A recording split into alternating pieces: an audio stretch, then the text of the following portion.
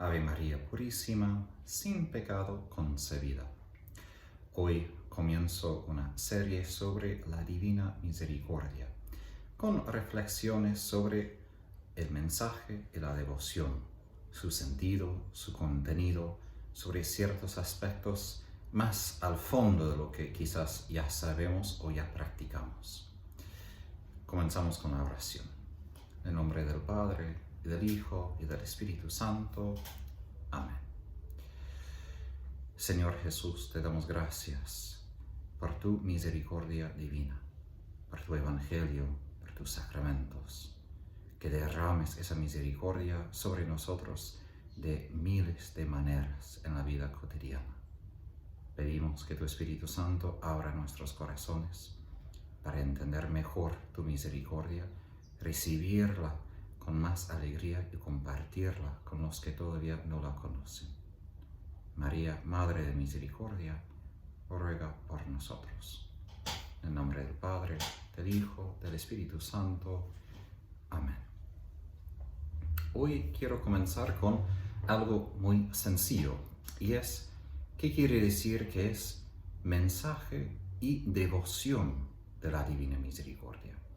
Porque hay razones específicas por las cuales utilizamos esas dos palabras, no simplemente la devoción a la Divina Misericordia.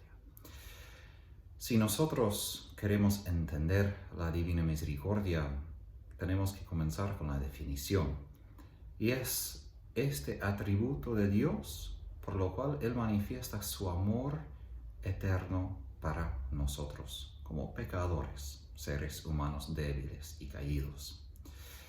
Y como tal, la Divina Misericordia es algo más grande que las revelaciones a Santa Faustina Kowalska, la monja de Polonia, quien murió justo antes de la Segunda Guerra Mundial, en el año 38.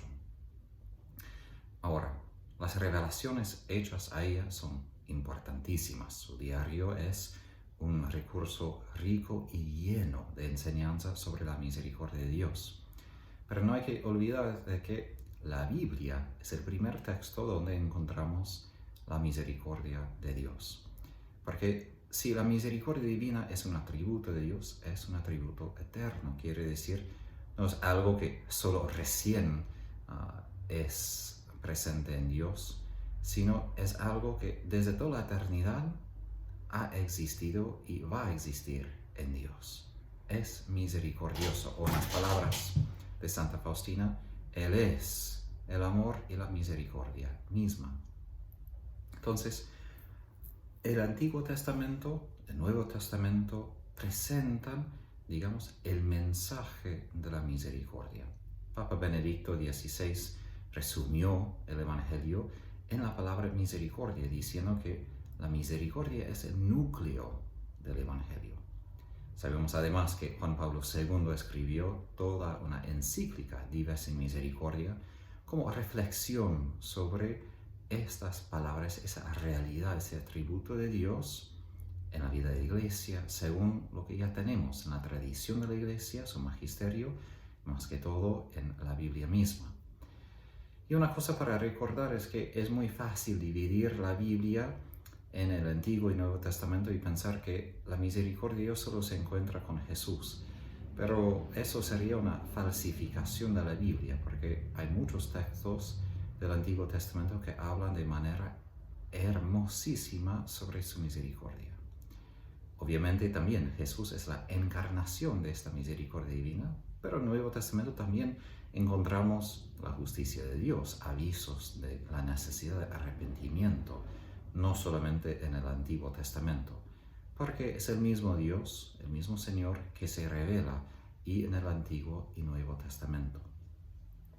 Ahora, como tal, el mensaje de la misericordia no es opcional, no es algo extra a la vida cristiana. Y de ahí la diferencia en la Divina Misericordia como devoción en la vida de la Iglesia y nuestras vidas. Porque la devoción más que todo apunta 5 maneras de ir, recibir, adorar y compartir esta misericordia de Dios con los demás. Es decir, el Domingo de Misericordia, la Coronilla de la Misericordia, la Hora de la Misericordia, la novena a la misericordia y la imagen. Entonces, todo esto forma nuevas maneras para que podamos ser empapados con esta misericordia de Dios. Ahora, obviamente, en mi opinión, si Dios nos concede algo y nos habla, es algo importante. No debemos rechazar lo que Dios propone con ligereza, porque lo propone a nosotros por una razón, y una razón obviamente justa y adecuada a nuestros tiempos. Pero obviamente lo que quiero decir en esto, obviamente nosotros como cristianos no podemos vivir sin misericordia. Eso sería negar el Evangelio. Aun si por casi 2000 años hay muchos cristianos que no vivían esta devoción de la misericordia, aunque creían en la misericordia y recibían esa misericordia en los sacramentos.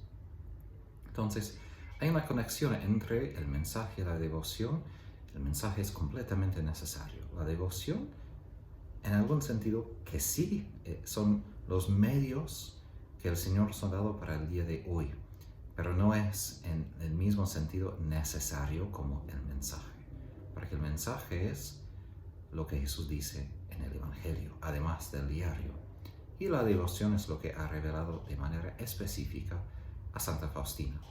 Y aquí tenemos una distinción que viene de la teología. Y también se encuentra esto en el Catecismo de la Iglesia, de que la revelación pública es lo que tenemos en la Biblia, es decir, esa revelación hecha manifiesta a todos los pueblos, a todas personas y de todo tiempo. Y por eso la tenemos en la Biblia. La revelación privada es hecha a ciertas personas o generaciones específicas por ciertas razones, para como poner al día en algún sentido el contenido del Evangelio. No que el Evangelio en sí pierde su razón o su sazón, pero es que a veces las formas que nosotros tenemos para vivir el Evangelio son de otras épocas y pierden su eficacia para transformar la vida de los fieles. Por esto, aun si el Evangelio, por eso tenemos la misma Biblia que tenían los primeros cristianos, los mismos evangelios, ¿no? Eso no cambia. Pero las formas que sí practicamos nuestra fe cambian, ¿no? De hecho, el rosario, de lo que entendemos, no existió antes del año 1100, 1200, ¿no? Porque la Virgen la dio a San Dominico y además era una práctica quizás ya presente entre laicos que visitaban los monasterios benedictinos. Entonces, eso también es como una forma relativamente nueva. Solo la mitad de la historia de la Iglesia conoce el rosario como lo conocemos nosotros. Para nosotros, escogemos utilizar estas formas de devoción, porque el Señor Jesús nos los ha dado para que podamos experimentar de manera viva y nueva su misericordia. Porque cuando nosotros hablamos de Dios, a veces hablamos de Dios como idea, teoría o doctrina. Y obviamente Jesús mismo enseñaba mucho en el Evangelio. Necesitamos doctrina, necesitamos catequesis, pero al fin de cuentas Dios no se reduce a una idea. Dios no se reduce a la doctrina ni a la palabra escrita. Por esto el catecismo aclara que no somos una religión del libro, de la palabra escrita, sino de la palabra viva, es decir, Jesús, su persona. Y así nosotros vivimos como cristianos de la realidad de Dios, no simplemente lo que creemos sobre Dios. ¿A qué voy? Santo Tomás de Aquino dice que cuando nosotros profesamos nuestra fe termina o como llega a las realidades mismas que profesamos. No terminamos simplemente recitando palabras, ¿no? Porque si solo son palabras, simplemente son más opiniones humanas y nosotros no tenemos contacto con las realidades que expresan.